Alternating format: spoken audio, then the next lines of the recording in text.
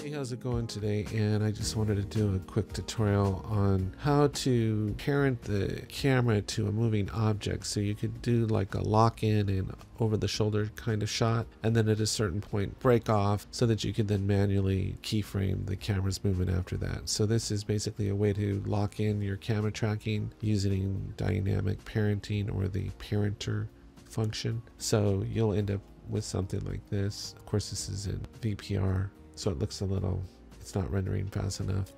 But if you look at it in texture wireframe, you see it kind of what I'm doing here. But I'll show you how I did this. This came about because I was going to do a running robot and I wanted to do a camera tracking over the shoulder of the robot, but I didn't want to have to do it manually, and I thought there's got to be a way to parent the camera temporarily to a subject, and there is. And so let's get started and I'll show you how I did it. So I'm just going to clear the scene and we're going to start with, I'm in 2018 right now. I don't know how I got so many versions of this floating around right now. So first thing we'll do is we'll click on model, we'll go into geometry, and we're going to pick the, I guess it's the torrid, and we'll just go okay. And then what we'll do is we're going to come in here to items, and we're going to go to null, and we're going to click here and go, we'll just call it null.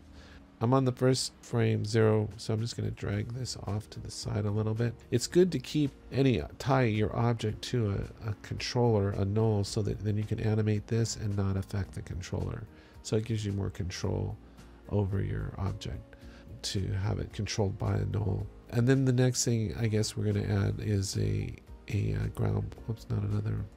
We're going to add another ground plane here. So we'll go ground plane. And we'll go okay, and let's see, let's switch into our camera perspective right now, and let's just reposition our camera, make sure we're on the camera. I'll try to reposition myself in this kind of over the shoulder shot I'm talking about, and we'll just kind of go like that and come maybe down a little bit, and we'll push in a little bit. And I envision this shot as you're tracking with a spacecraft or something like that. So now let me click on the torrid object, and I'm just going to pull it up here a little bit and get it out of the ground here. Let me just switch into perspective for a second. I'm kind of way out here, aren't I? I was just curious how much clearance I have there. Okay, good. All right, so I'm gonna go back into camera view. Okay, so now we're set. We pretty much have everything that we need. I do think I want to, let me do one last thing. Let me click on this ground plane, and I'm just turning my scroll wheel, and I'm gonna stretch this out on the Z-axis a little bit there.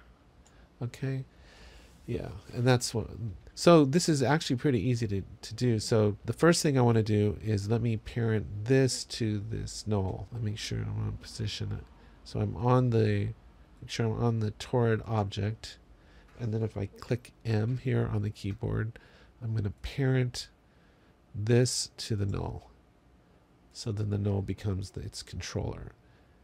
And then once that's done, I'm going to go ahead, let me switch to perspective for a second here, and let me just pull out a little bit here so I can see a little bit more what I'm doing. Okay, then what I'm going to do, click on the camera, and I'm going to click on M, and then what we're going to do is we're going to go to add modifier, and we're going to go to parenter, and then we're just going to double click on this and click here where it says parent, click up here, and we want to parent it to the null, and we'll go okay and continue. And you can see this dynamic object comes up. This is another way you can actually disconnect it, but it seems that I have better luck just going through the interface. Then what we're going to do is now we're going to animate this a little bit. So I'm going to drag this to about let's see, about 60 frames, let's say the 60 frame mark. And then I'll come over here and I'm going to click on the null object.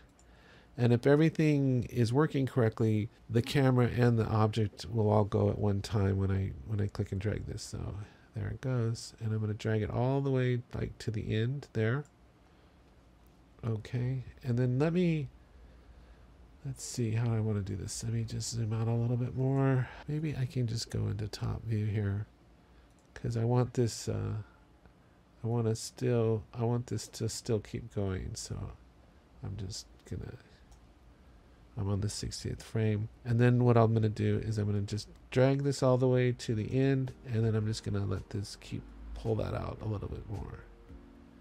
And the camera is going with it right now. So now look, if I go into camera view and we click play, we should be tracking the whole way along, right? Which isn't really what I want. I just want to track over the shoulder for a little bit and then be able to cut away to, I guess, deparent or unparent myself from this. So now what I can do is I can just go here to the 60th frame. Let's say that's where I want to decouple myself from this locked over the shoulder. I'll go to camera, click M, I'll come back in here and I'll click on this and I'll go unparent and I'll go continue. Now if I go back and play it, I should track along up to that point. So here I'm tracking along and then I stop and it keeps going. Now from the point that it keeps going after the 60th frame here, I'm free to manually keyframe the camera, and that's what I would do. But this would save you some time as far as trying to set up a, locking in on a position of the camera that you want to hold for a little bit. Now just to kind of make things look a little bit more interesting, what we can do is drag this to the end like that, and we can click on the object here, go to the toward object, and we're going to click on rotation, and we're just going to give it some rotation, give it a little bit of life, make it look a little more interesting. And just, I don't know how far you want to drag it. You can drag it as far as you want to, just to give it some spin. And then if we go ahead and hit play again, now we got a little bit of spin going on just to make it all more interesting. And then the last thing we can do real fast, just to make things look a little more interesting too, is we can go into the surface editor and we're on the ground plane. If we go edit node graph, we can just double click here and add a checkerboard and just click and hook it up like that. And we're done with that one. And then we can double click on this and do the same thing. I mean, you could come up with some other, but you can, if you can imagine that this is set in space and you're tracking some kind of flying saucer or spaceship, you can kind of see where this would all maybe come together. Now you got to go into VPR, of course, to see everything. And there we go. Oh wait, you can go and click smoothing too here. I didn't click smoothing. And that is it. So I hope you found this helpful. I think this will save you some time as far as setting up your camera tracking. It allows you to lock down your shot temporarily, parent and unparent yourself from a moving object. And I think it's really helpful. So anyway, take care, have a great day, and I will talk to you later.